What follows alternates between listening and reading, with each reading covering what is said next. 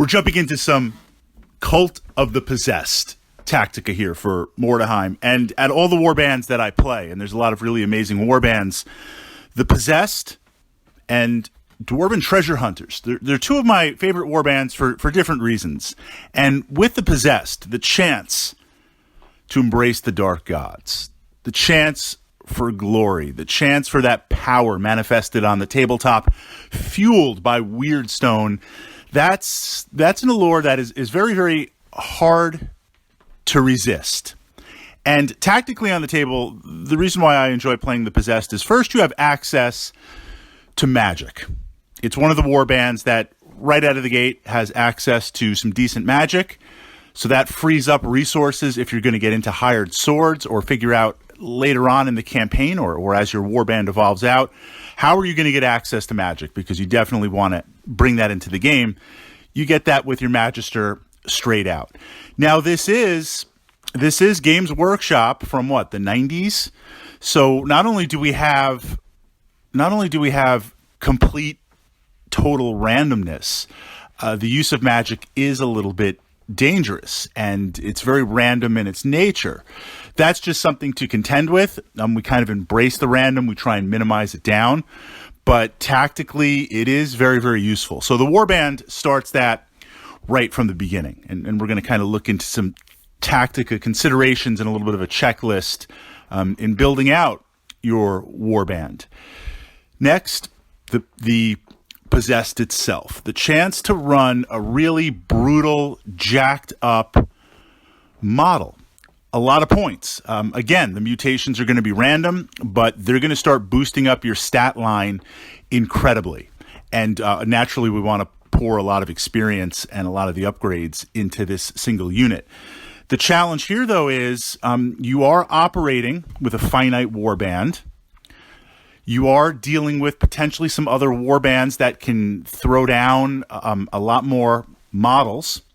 So what this means is they can just try to dice blast you. I mean, Skaven do this all the time. It's a D6 system, possibly break through, and losses are massive in this game. If you want to lose anything, you lose the henchmen. But even some of the henchmen with a couple of experience point jumps, you got to start over.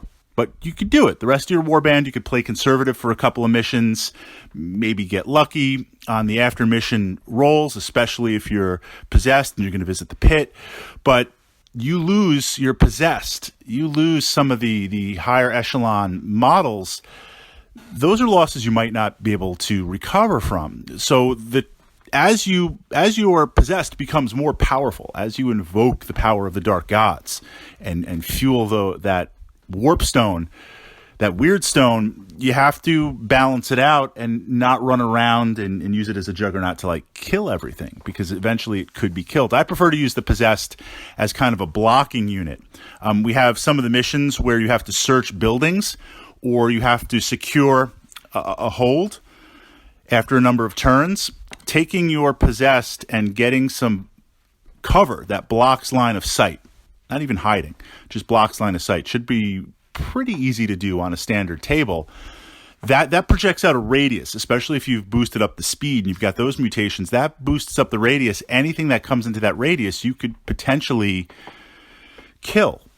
So I think it's more of a unit that, and ironically, my playstyle is I want to go out and just smash everything. I think it's more of a unit as it becomes more powerful and more invested, you don't want to lose it. It kind of hangs back more as a blocker or area denial unit. Is that really very chaosy? Is that very really glory to the dark gods? I don't know, hard to say. In terms of running multiples, yes, absolutely. But I think you want to have a couple of other areas, I was going to say checked out, fleshed out, prepared before you pour in the crowns for that. Henchmen, look, they're just henchmen. I mean, usually with my henchmen, I equip them super cheap. And then as a few survive and start going up in experience points, maybe then I'll start investing in the gear.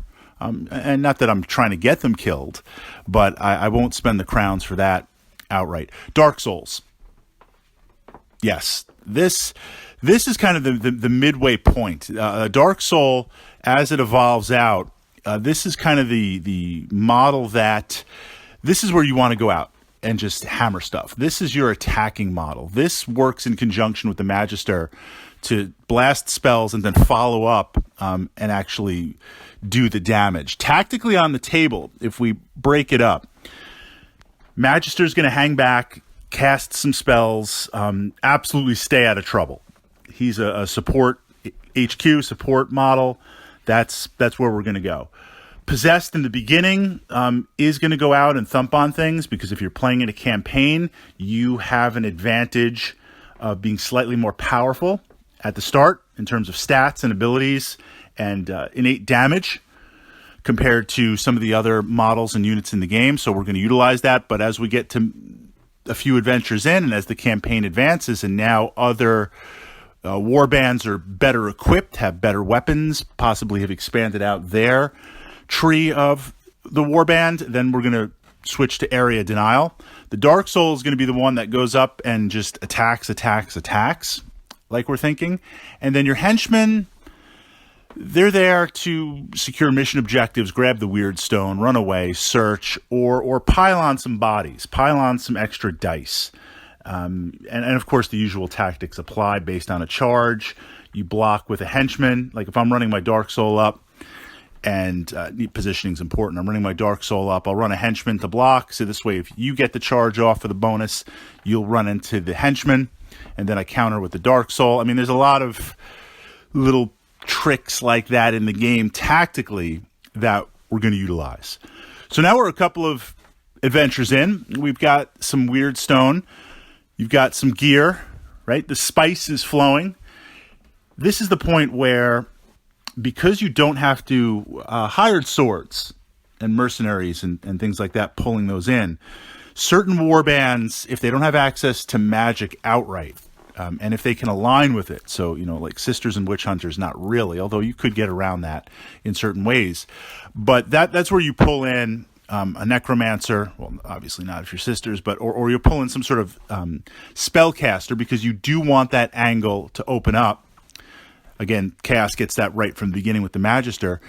And then stuff like hiring a troll or hiring some of the personalities. They're a lot of gold, but in the mid to later stages of the campaign, crowns are everywhere. You should be securing a lot. You should be pretty flush with gold, even if you're spending a ton of it.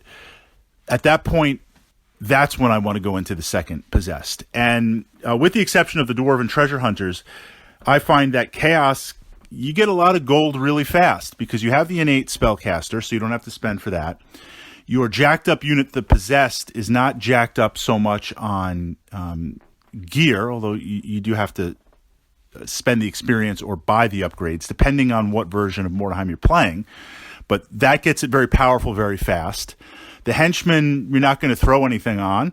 The Dark Soul, that's going to level up there. So you're going to find yourself mid-game a lot of gold.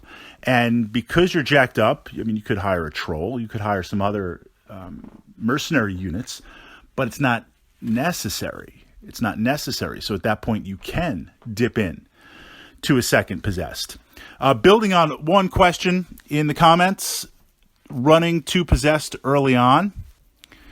Well, I shouldn't be talking this way because I gamble everything. It's the chaotic neutral. I mean, you can't throw down powerful models. You can't give access to powerful models and not expect me to play it. Yes, I think you would have a big advantage in the beginning, but lacking spammed henchmen and other things, you might be crippled on some of the missions. If it's a defend the find mission, you'll be okay. But if it's like, I think it's treasure hunt, where there's weird stone in a building, and when you go to the building, you roll 2d6, and if it comes up 2 6s, it's there. Otherwise, you move to the next building, and once all the buildings are discovered, that's where it is. If you haven't discovered, if you don't have the henchmen to run around and quickly, one of the things you do is like you'll position a building that's close to your deployment zone and say, okay, let's explore every other building as fast as I can. get it off the checklist. If I do roll double sixes and find it, great. If I don't, that's okay, because I've left this one building in my deployment zone free. That's where it's going to appear. That's where you go in and grab it. You might not have the model mass early on to take advantage of things like that, and that could give other warbands a significant boost that you might have a hard time catching up if you break out of the kind of standard mapping, standard leveling up for the warband through the game. But certainly a really fun warband to play. And even if you're not using the classic models, my models are the classic models and older Warhammer Fantasy models. Given the range of kits for Age of Sigmar and updated plastic kits pulling in from the fantasy line, you could put together some amazing multi-purpose Mordheim warbands. And, they're official GW, not that you need that to play the game, but you can really pull together some really, really interesting and dynamic stuff with chaos, because it's just total chaos. There's so many options for you to do that.